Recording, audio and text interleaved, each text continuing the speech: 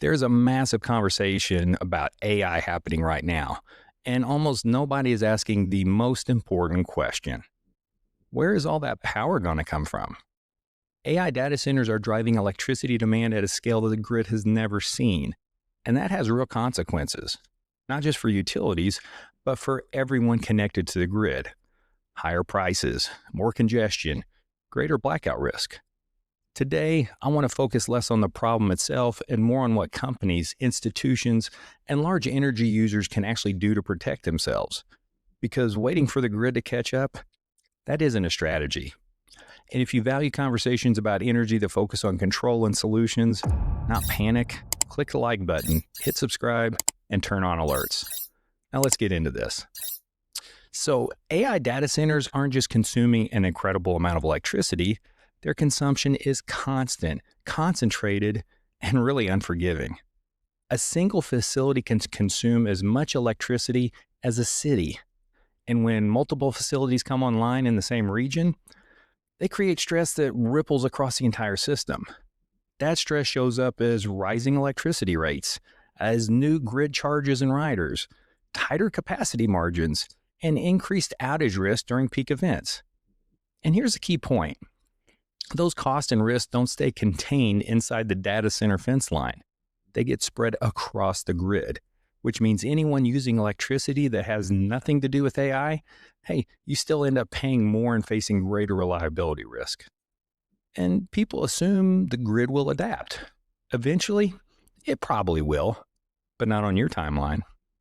New traditional generation takes years. Transmission lines take up to a decade. Interconnection queues are already backed up. In the meantime, everyone who uses electricity is exposed to volatile pricing, demand charges, curtailment, and in a lot of regions, real blackout risk. If you're dependent on electricity, and who doesn't depend on electricity these days, hoping the grid gets there in time is not a plan. This is where clean energy stops being about ideals and starts being about risk management. Next-gen clean energy solutions works with companies, municipalities, and institutions that want to protect themselves from rising energy costs and reliability threats, not react to them after the fact. By deploying behind-the-meter solar, battery storage, and overall microgrid solutions, NextGen helps its clients to reduce exposure to grid price spikes, maintain operations during outages, control when and how power is used, and plan energy costs long-term instead of guessing. In a grid environment being reshaped by AI demand, control is the real advantage.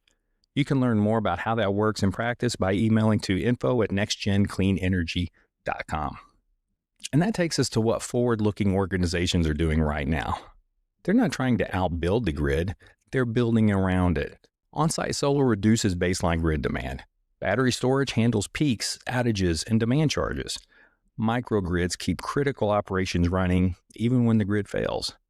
Instead of being fully exposed to everything happening upstream, like data centers, congestion, infrastructure delays, companies create a buffer. Clean energy doesn't necessarily need to eliminate the grid, but it always reduces dependence on it. And in a system under strain, less dependence means more predictability.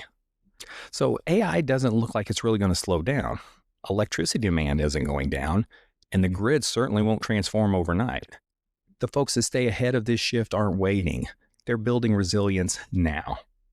In the next episode, we're going to talk about speed, why solar and storage keep winning because they can actually be deployed fast enough to matter. We'll catch you next time.